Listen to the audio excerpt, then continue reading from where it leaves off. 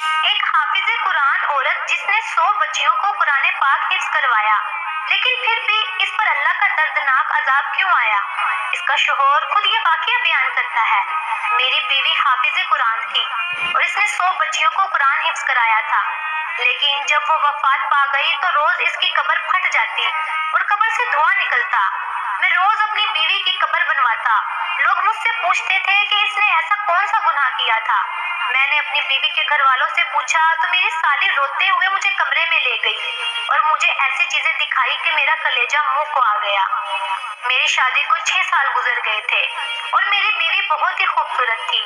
شادی سے پہلے 100 بچیوں کو قرآن حفظ کرا چکی تھی، تو میں بہت خوش تھا کہ میری بیوی کی دنیا کے ساتھ ساتھ آخرت بھی سنور گئی ہے اور وہ ہمارے بچوں کو بھی اچھی تربیت دے گی۔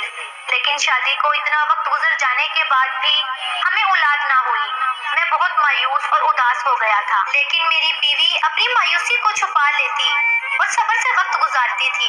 پھر ایک دن اللہ تعالیٰ کو ہمارا صبر پسند آ گیا اور ہمیں اولاد سے نواز دیا۔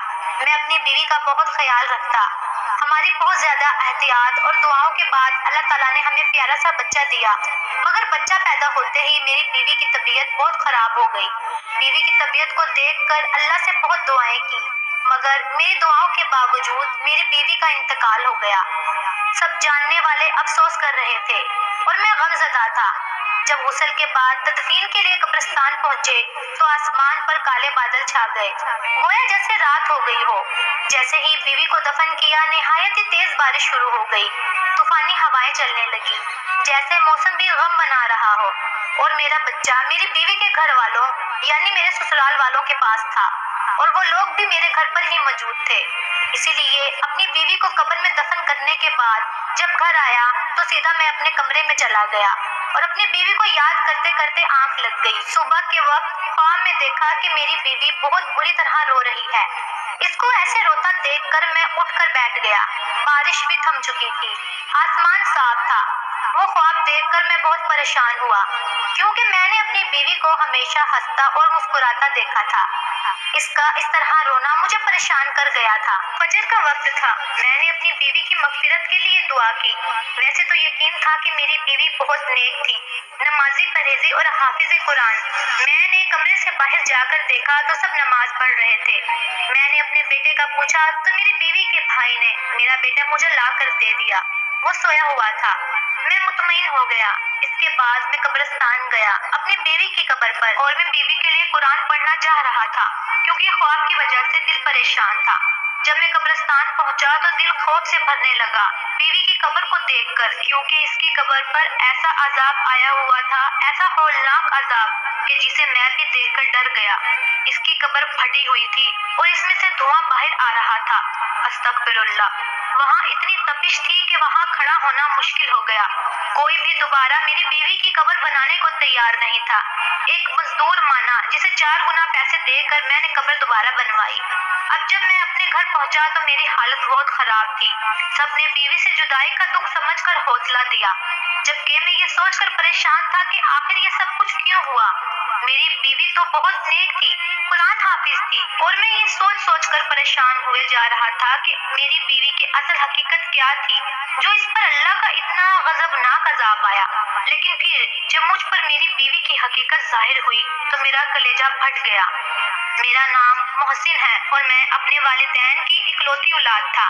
میرے گھر میں 4 افراد تھے: میں، میرے ماں باپ اور میری بیوہ پھپھو۔ جب میں کالج میں تھا تو میری ماں کا انتقال ہو گیا اور ہم 3 لوگ رہ گئے تھے۔ میری پھپھو اور ابا نے مجھے بہت ہی حوصلہ دیا۔ کچھ عرصے کے بعد میں سنبھل گیا اور کالج جانا دوبارہ شروع کر دیا۔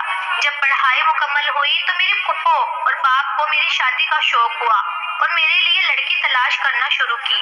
میری پھپھو کو اپنے مرحوم شوہر کے خاندان میں ایک لڑکی کا خیال آیا جس سے ان کا ملنا جلنا تھا۔ سب کا کہنا تھا کہ لڑکی خوب سنجیدہ ہے، اس کے ماں باپ نہیں ہیں، وہ صرف 2 بہن ہیں اور ایک بھائی ہے۔ اس نے اپنے دونوں بھائی بہنوں کو پالا ہے، وہ نمازی ہے اور حافظ قرآن ہے، اور گھر میں بچیوں کو قرآن حفظ کراتی ہے جس سے کما کر وہ اپنا گھر بھی چلاتی ہے۔ یہ سنا تو میں بہت خوش ہوا، اس سے شادی کے لیے ہاں کر دی اور پھوپھو نے میری شادی اس سے طے کر دی۔ اس نے شرط رکھی کہ جب تک بھائی اور بہن کی شادی نہیں ہوگی وہ شادی کے بعد بھی ان کی مالی مدد کرے گی۔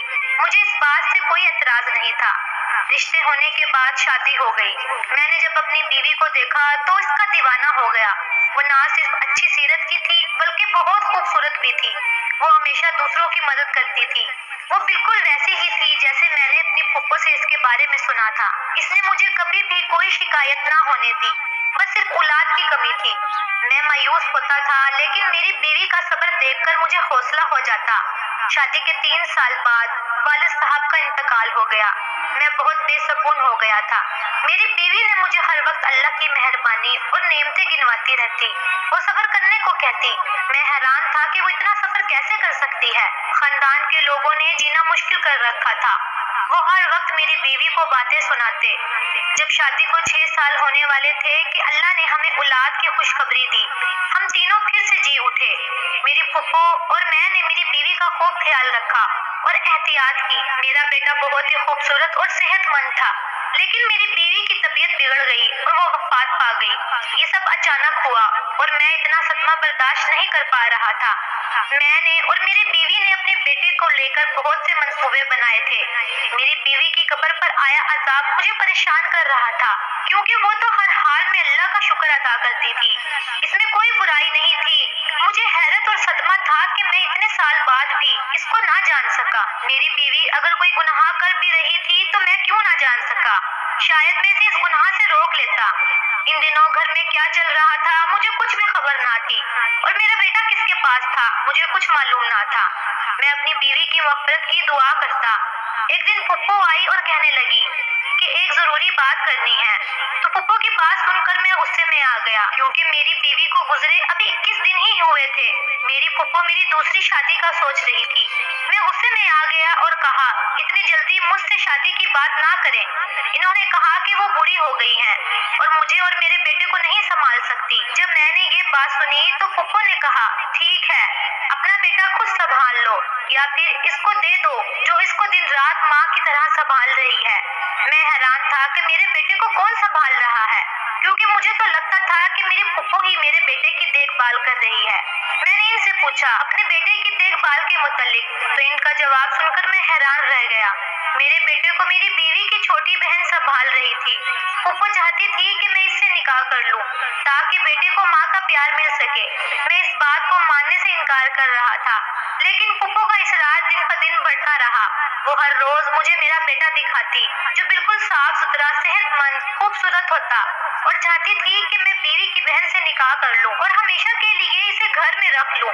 मैंने काम पर जाना शुरू कर दिया। सारा दिन बाहर रहता और रात को आकर फुप्पो की गुफ्तगू सुनता। फिर एक दिन फुप्पो ने बताया कि मेरा साला मुल्क से बाहर जा रहा है। साला मुल्क से बाहर जा रहा है। मेरी बीवी ने अपनी जिंदगी में मुझे बताया था। इसकी तालीम मुकम्मल हो गई थी और वो नौकरी के लिए बाहर जाना चाहता था। मेरी बीवी भी अपनी जिंदगी में इस कोशिश में थी कि भाई भाई चला जाए, पहले बहन की शादी हो जाए ताकि वो अकेली ना रहे। जब इसके भाई का बाहर जाने का सुना तो इसकी बहन का ख्याल आया। मैंने सोचा कि अगर अभी मैंने इनकार किया तो मेरी साली मेरे बेटे को संभालने के चक्कर में कवारी बैठी रह जाएगी, या अगर इसकी शादी हो गई तो मेरे बेटे की देखभाल कौन करेगा, क्योंकि फुप्पो तो बीमार और कमजोर हो गई थी। वो मेरे बेटे की देखभाल नहीं कर सकती थी। मैं सोच सोच कर परेशान था और एक दिन मैंने फुप्पो को शादी के लिए हाँ कर दी। ये सुनकर वो बहुत खुश थी। इसके बाद मैं काम पर चला गया। मेरे जाते ही इन्होंने शादी की तैयारियां शुरू कर दी। जब मैं शाम को घर वापस आया तो देखकर हैरान रह गया। फुप्पो ने निकाह की सारी तैयारी कर ली थी। मैं ये सब कुछ सिर्फ अपने बेटे के लिए कर रहा था। मैंने उसके लिए खुद को दूसरे निकाह के लिए तैयार कर लिया। निकाह हो जाने के बाद मैंने खुद को कमरे में बंद कर लिया और सोचने लगा कि मेरी दूसरी बीवी क्या मेरी पहली बीवी की तरह खुशमिजाज और समझदार भी है या नहीं। मुझे कुछ मालूम ना था। मैं नहीं जानता था कि मेरा दिल दूसरी बीवी से मुतमईन हो जाएगा या नहीं। निकाह के बाद भी मेरा वही मामूर था। मैं सुबह के वक्त काम पर जाता और रात को आकर सो जाता। मेरी दूसरी बीवी ने घर का तमाम काम संभाल लिया था। मेरा कमरा भी साफ सुथरा रहने लगा था। मेरा दिल ना चाहते हुए भी इसके बारे में सोचने लगा, क्योंकि मैंने इसको नहीं देखा था। मेरी पहली बीवी दीन की समझ रखती थी, इसलिए इसने अपनी बहन का मुझसे पर्दा करवाया था और मैंने आज तक इसको नहीं देखा था। एक रोज जब मैं काम से जल्दी घर वापस आ गया तो अपनी दूसरी बीवी को देखकर हैरान रह गया। वो तो अपनी बहन से भी ज्यादा खूबसूरत थी। मैं हुस्न परस्त नहीं था, लेकिन जिस चीज ने मुझे इसकी तरफ मतवज्जा किया वो इसके चेहरे पर पुरसरूर मासूमियत और नरम तासुरात थे। इसको देखकर ऐसा लगता था कि जैसे वो अपनी बहन की मौत से भी खुश और मुतमईन है। मैंने इसे गुस्से से कहा कि वो इतनी मुतमईन किस बात पर है। मेरा सवाल इसके लिए हैरान कुन था। वो हैरत और परेशानी से मुझे देख रही थी। मैंने इससे कहा, क्या तुम्हें अपनी बहन की मौत का जरा भी दुख नहीं है, जो इसकी जगह लेकर इतनी खुश हो रही हो, जबकि इसकी बहन जवानी में मौत के मुंह में चली गई और ना जाने इसकी आखिरत भी कैसी होगी, क्योंकि इसने कब्र में भी अजाब झेला था। मेरी बात ने जब इसके चेहरे के तासुरात बदले तो मुझे अपनी गलती का एहसास हुआ। वो मुझे सदमे से देखती रही और रो पड़ी। इसे रोता देखकर मैं बौखला गया। रोते रोते इसने ऐसी बात कही जिसे सुनकर मैं हैरान रह गया। वो बार बार कह रही थी कि मुझे यही खौफ था कि बाजी से अल्लाह नाराज हो जाएगा और इसको अजाब देगा, मगर वो मेरी ना सुनती थी। मैं इसकी ये बात सुनकर हैरान रह गया, क्योंकि मेरी मरहूम बीवी कुछ ऐसा करती थी जिससे इसकी बहन वाकिफ थी और इसे रोकती भी थी। जब मैंने तफसील पूछी तो वो परेशान हो गई और बात बदलने लगी। मैंने सच जानने के लिए इल्तिजा की तो इसने मुझे अपनी बहन की हकीकत बताई। इसने बताया कि मेरी बहन नेक लड़की थी और हाफिज़ कुरान होने की वजह से हर वक्त तिलावत करती थी। एक दिन हमारे मोहल्ले में एक बच्चा बीमार हो गया। मेरी बहन ने कुछ आयात पढ़कर इस बच्चे को फूंक दी, जिससे बच्चा ठीक हो गया और फिर हर तरफ मशहूर हो गया कि वो नेक बीबी है जिसके पास हमारी तकलीफ की शिफा है। इसके बाद तरह तरह के लोग हमारे घर आने लगे। मेरी बहन ताबीज के नाम पर कुरान की आयत लिखकर दे देती थी। वो लोग चंद पैसे दे देते थे जिससे हमारा घर भी चल रहा था, लेकिन मुश्किल वक्त के लिए हमारे पास कुछ ना था। एक रोज मेरे भाई का एक गुर्दा फेल हो गया। इसके इलाज के लिए हमारे पास पैसे भी ना थे। हम बहुत परेशान थे। माँ बाप का साया तो पहले ही सर पे ना था, बाप भी नहीं था जो कफालत कर सकता। एक दिन एक आदमी हमारे घर आया। वो किसी लड़की से शादी करना चाहता था, मगर वो लड़की शादीशुदा थी। वो चाहता था कि इसकी तलाक हो जाए।